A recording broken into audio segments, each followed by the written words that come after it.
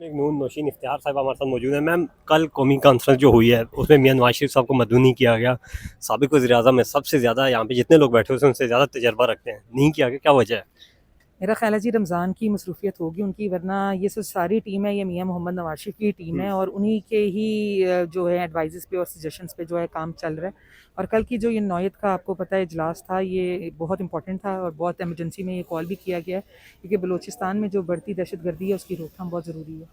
और मैं यही कहूँगी कि ये मुल्क की सलामती के लिए जितने भी इजलास होते हैं इनके ऊपर इस तरह के जो हैं वो चीज़ों को पिन पॉइंट करने से ज़रूरी ये था कि क्या ये एंड टाइम हो गया, और इसका करने का मकसद भी यही था कि हालात पे जल्दी जो है हम कंट्रोल पा लें। बाकी मियां मोहम्मद नवाज शरीफ जब से वज़ीर आज़म 3 दफ़ा इस मुल्क के रह चुके हैं, जितनी दहशतगर्दी का कंट्रोल बर वक्त टाइम पे वो करते थे या उनकी दौरे हुकूमत में हुआ है, उसी की ज़रूरत है कि उसी हिकमत अमली पे क्या हम उनके काम करें। तजर्बे को इससे फ़ायदा लेना चाहिए था ना उन्हें, क्योंकि उनके दौर में दहशतगर्दी पीक पे थी, ऑपरेशन उनके दौर में हुए थे और उन्होंने ही ख़त्म किए। देखें जी, उनके तजर्बे के आगे जो प्लांट्स है, जिस तरह मियां मोहम्मद शहबाज शरीफ हैं और मरियम नवाज साहिबा हैं, वो उन्हीं के घर से हैं और वही लोग हैं जो काम कर रहे हैं, अच्छा, वही टीम बैठी है। नवाज शरीफ साहब यहाँ पे नहीं आए, नून लीग यहाँ पे आई है और अटेंड की है। पीटीआई की लीडरशिप इमरान खान साहब को इनवाइट किया गया, नहीं किया गया, वो यहाँ पे नहीं आए और पूरी पार्टी ने जो है वो बाइकआउट कर दिया है, क्या वजह है? देखें, वो जो खुद एक तकरीबकार जमात है, खुद इंतशारी लोग हैं, उनको क्या बुलाएं। और जब भी ये मुल्क के लिए किसी इस तरह के मकसद के लिए हम रखते हैं, इजलास रखते हैं या मीटिंग्स रखते हैं, वो हमेशा बाइकआउट कर जाते हैं।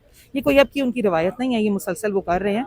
लेकिन दुख होता है कि क्योंकि मेरे वालिद, मैं, मियां मोहम्मद नवाज शरीफ, हम सब एक ही बात कहते हैं, अगर ये मुल्क सलामत है तो हम सलामत है ना। तो जब आपका एजेंडा जो है वो मुल्क नहीं है या मुल्क का लोग आपका एजेंडा नहीं है, बेनिफिट कुछ और हैं, तो फिर आप तो उन इजलासों में शामिल नहीं होंगे।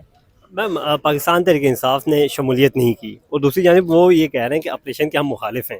आप लोग ऑपरेशन करने जा रहे हैं, कोई इसके बारे में से बताइएगा। देखें, वो हमेशा से उन चीज़ों के खिलाफ होते हैं जिससे कोई मुल्क का फ़ायदा होने जाता है। इंटरनेशनल मार्केट में जिस तरह हमारी अभी नुमाइंदगी बेहतर हुई है और लोगों ने आके यहाँ पे डायरेक्ट इन्वेस्टमेंट के थ्रू इन्वेस्टमेंट करना शुरू की है, तकलीफ तो इनको होती है। और जैसे बलूचिस्तान का वाक़या हुआ, मैं ये पॉलिटिकल स्कोरिंग के हिसाब से नहीं कह रही हूँ, हर बंदा जो है वो तकलीफ उसने महसूस की, लोग अफसरदा हुए सिवाय पीटीआई के।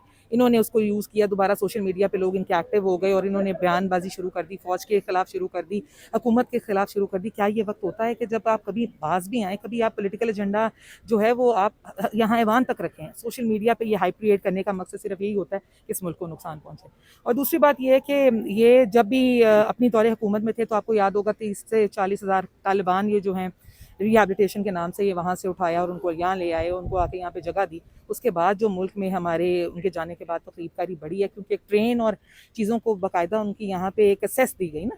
तो जब वो लोग जाएंगे, दूसरे मुल्कों में वापस गए हैं और ये तकरीबकारी बढ़ी है, तो इसका अभी जो सेहरा ये बैरिस्टर सैफ ने कल कहा, मैम केपी हुकूमत के तर्जुमान है, वो कह रहे हैं कि नून लीग के पास अगर कोई सबूत है कि हमने दहशतगर्द यहाँ पे आके बसाएं, आपकी हुकूमत है वफाक में, आगे कार्रवाई करें।